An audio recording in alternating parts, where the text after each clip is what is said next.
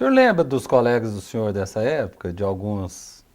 Lembro, me lembro muito bem. Eu tenho que falar, não, vou me lembrar e citar em primeiro lugar, porque ele é um grande nome aqui de Uberlândia, fez muito por Uberlândia e por Minas Gerais.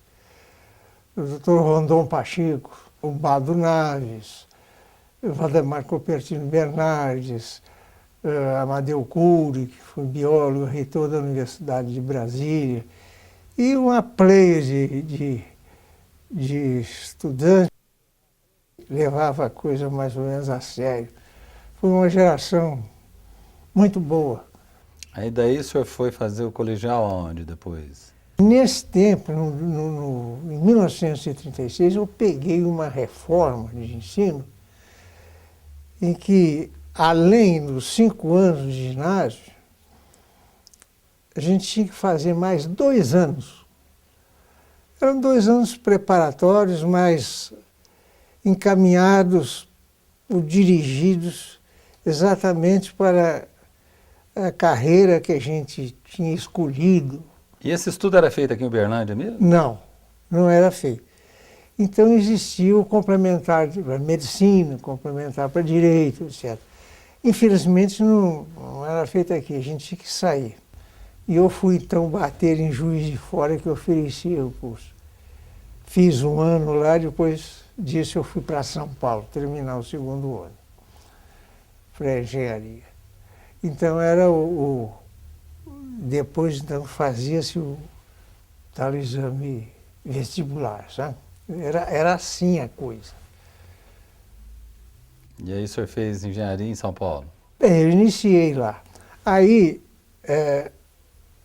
houve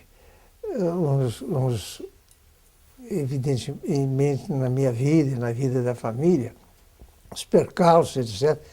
Eu comecei lá em São Paulo, mas eu não terminei o curso de engenharia lá em São Paulo. Mas foi curioso, eu terminei aí na Escola de Engenharia do Triângulo Mineiro, escola que eu contribuí com alguma coisa para a sua fundação, e terminei lá, trabalhei lá, ela pertence à Universidade de Uberaba, e eu trabalhei lá, estive lá em Uberaba um tempo bom da minha vida, colaborei com o fundador da universidade, o professor Mário Palmeri, e cheguei, inclusive, a ser diretor da Escola de Engenharia lá de Uberaba.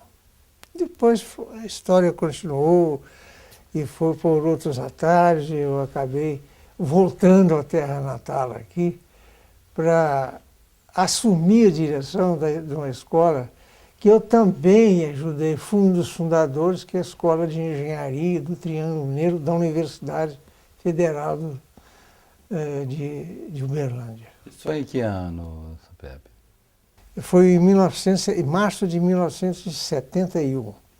E aí já existia a faculdade de engenharia aqui? Não, já a Escola de Engenharia foi criada pelo então deputado Rondon Pacheco. Ele criou, mediante um artifício que existia na lei, porque naquela época, 1963, 64, etc., os deputados e senadores não podiam criar nada, instituição alguma, que viesse onerar os cofres da União. Isso foi no tempo de 1964 para cá, então foi naquela época que os militares dirigiram o Brasil aí pelo tempo que a gente sabe quanto. E ele então fez uma emenda num projeto interessante, que criava uma escola de agronomia, parece, em Birigui. Ele então emendou, e a coisa pegou. Ele fez então uma emenda criando uma escola de engenharia em Uberlândia. E federal? Federal. Foi a única escola da Universidade Federal de Uberlândia, que ela já nasceu federal, foi a Escola de Engenharia.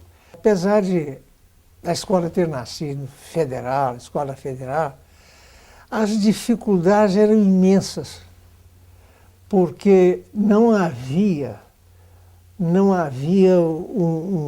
um quadro de professores definido, etc. Não havia recursos já para a instalação da escola, com todos os seus requisitos e as suas necessidades, etc.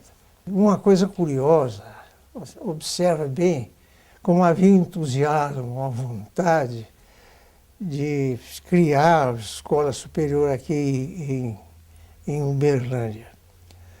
Todo o corpo docente inicial aqui na Escola de Engenharia, durante 1 ano e meio, 18 meses, todos nós trabalhamos sem saber se iríamos receber algum vencimento, sabe? E tinha professores que vinham de Uberaba. A Escola de Engenharia de Uberaba colaborou muito no começo, porque cedia parte lá dos seus professores, e a gente vinha aqui, eu disse a gente porque eu morava também lá, então esse pessoal vinha de lá, sem saber ao menos se seria pago por isso, seria gratificado por isso. O prédio onde começou, onde até funciona hoje, ainda continua, mas era dos padres, não era? Era assim, exatamente. Então foi o padre Mário Florestan. Exatamente. Então ele construiu lá com a finalidade de instalar mais departamentos, etc., do seu ginásio.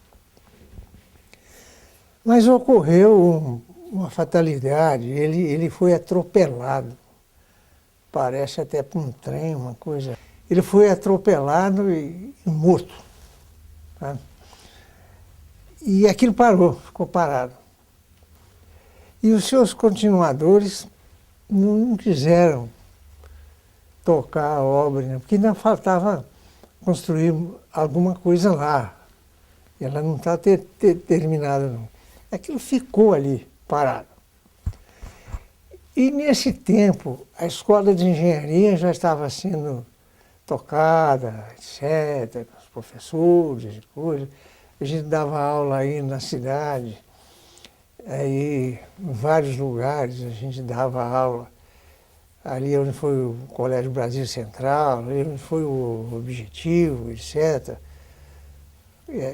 Então, e nós ficamos procurando um lugar aí para, de fato, instalar a escola de engenharia. E aí, mais uma vez, o Genésio,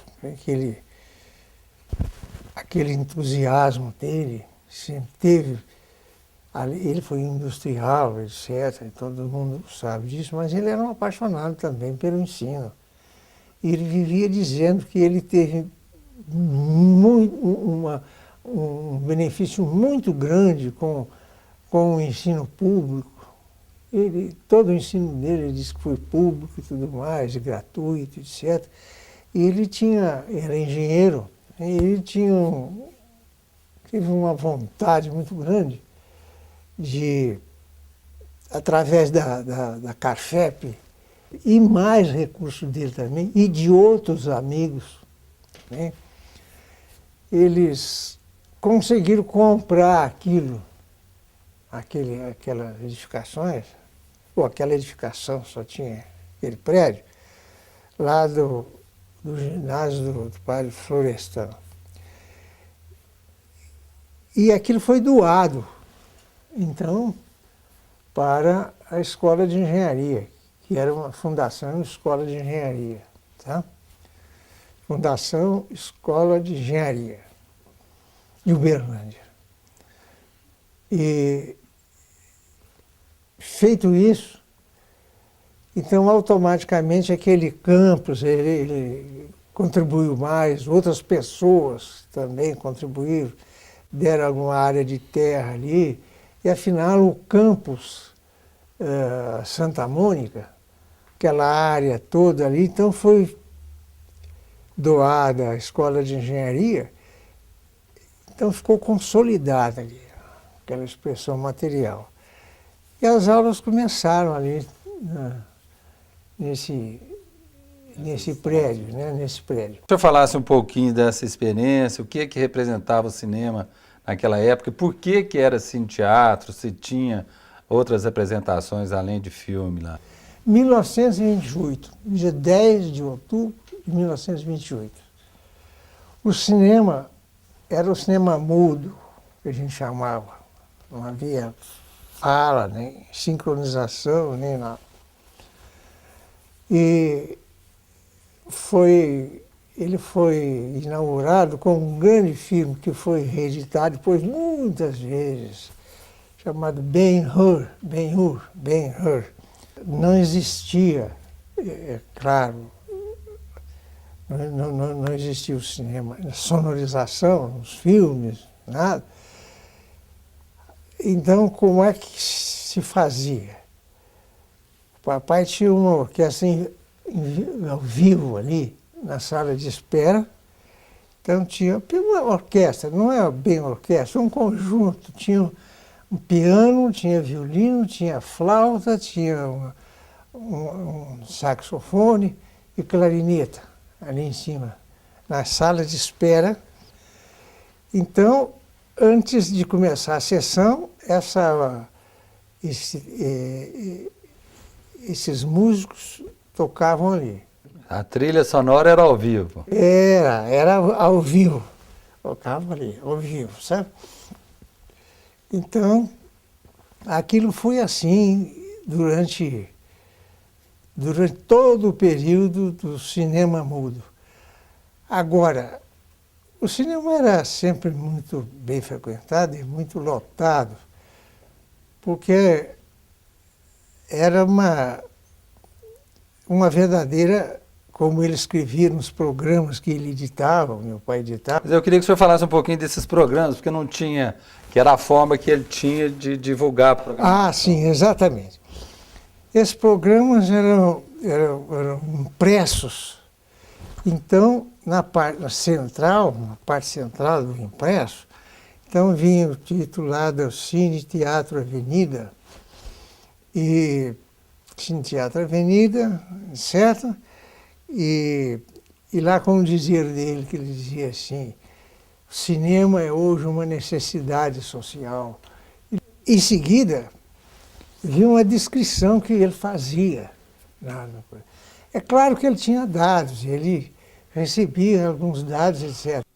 Mas o estilo do papai, escrever, etc. e tal, coisa, estava ali. O programa foi se tornando não digo um órgão, mas um elemento indispensável, diário indispensável no Uberlândia, porque não havia jornais diários. Só, acho que quinzenalmente, se não me engano, era um repórter, tribuna, assim, quinzenalmente, outros mensalmente. Então, o que acontecia? Acontecia que ele ampliou-se assim, lateralmente e também no frente e verso. Então, punha os anúncios de casas comerciais. Não só anúncios de casas comerciais, mas muito bem feitos. Você vai ver tudo com as suas visórias direitinho, etc. Tudo com vinhetas, etc. Tudo muito caprichado. E não só isso, mas passou a vincular também as notícias importantes.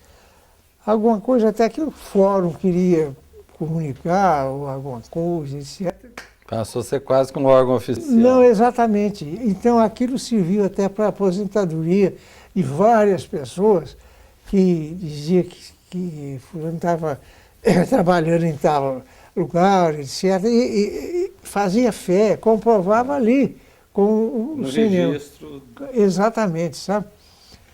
Então era muito interessante, sabe? Aquilo, o cinema. Agora, o que aconteceu de mais importante que eu acho é que o papai, ele queria melhorar bem mais as coisas, então ele adquiriu uma tipografia só para imprimir o jornal. Então tem uns programas que ainda vai ver assim, impressos em oficinas próprias. E você tinha me perguntado por que era só cinema, não era só cinema? Não. Realmente ele se prestava também ali, a construção, para apresentações de show e também representações. Eu me lembro que muitos artistas nacionais de importância, então chegavam até Ribeirão Preto. Ribeirão Preto era a cidade que distribuía os filmes para a região. Então, esses artistas chegavam, naquela época, até Ribeirão Preto. Não se aventuravam aí, mas...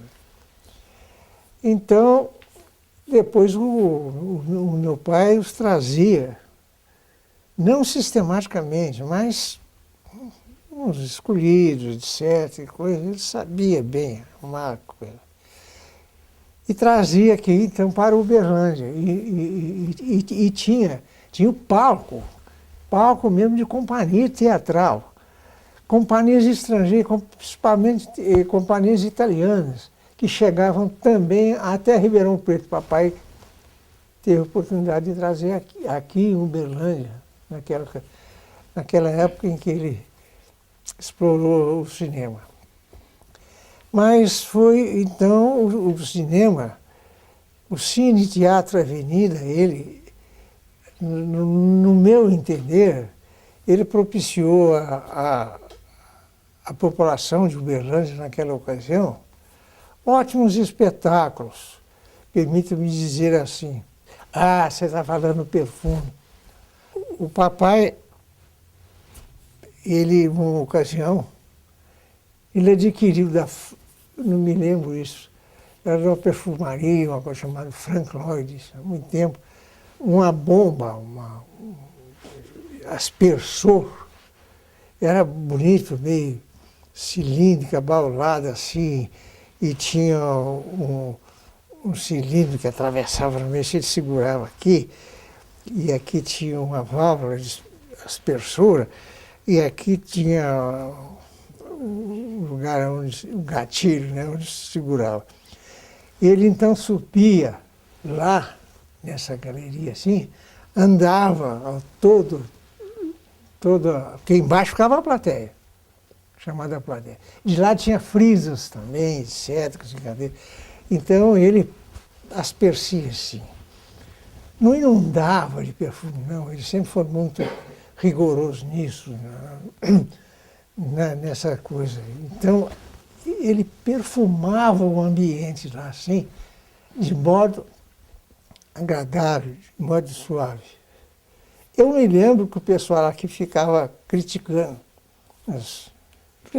criticando, porque tinha um matador de mosquito, um tal de Flit. Então tinha uma bombinha, mas é de lata, vagabunda, mais ou menos parecido com isso. Você punha lá o Flit e você fazia assim, você acabava com os mosquitos, etc. Então o pessoal estava, o Pepe está jogando o Flit aí, não sei, essas besteiras. Pois bem, agora, eles ficaram assim depois meio ressabiados, porque 2 anos depois, papai exibia no Jornal Nacional, então veio aquela coisa assim, então vinha uma novidade, uma inauguração em Nova York do mais luxuoso cinema do mundo naquela ocasião.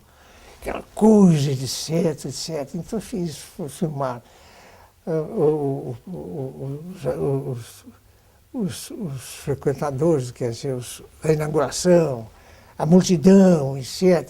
Os detalhes lá dentro, coisa, e detalhes técnicos. E o narrador falou assim, agora tem um detalhe muitíssimo interessante.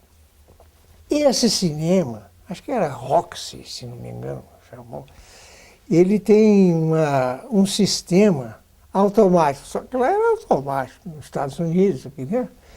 Então, de tempos em tempos, eles tinham uns aspersores, exatamente, só que, de tempos em tempos, ele automaticamente dava um jato de perfume na plateia. Então, a novidade era que aquele cinema luxuoso e tudo mais estava no ano, então ele frisou isso. E você falou assim, o Pepe há 2 anos já fazia isso aqui e tal. E coisa. Então tinha essas coisas, assim. Por isso é que nós somos o que nós somos, né? Porque antes de Nova York nós já lançamos moda aqui. Pois é. Só, Pepe, mas só para encerrar, porque o papo com o senhor é muito gostoso, mas a gente tem que concluir. Me fala desse período todo aqui, um grande benfeitor de Uberlândia. Quem foi uma pessoa, na visão do senhor, que é responsável por esse salto excepcional? Independente de tempo, né? Exato. Independente de tempo, não é? Eu não tenho... Bom, eu falei com essa porção de detalhes, etc. E, afinal de contas, a figura central foi meu pai. Mas ele fez isso. Mas a figura, para mim, em que Uberlândia deve muito, não só Uberlândia, não, Minas, todo o estado. Figura central para mim aqui foi o Rondon Pacheco.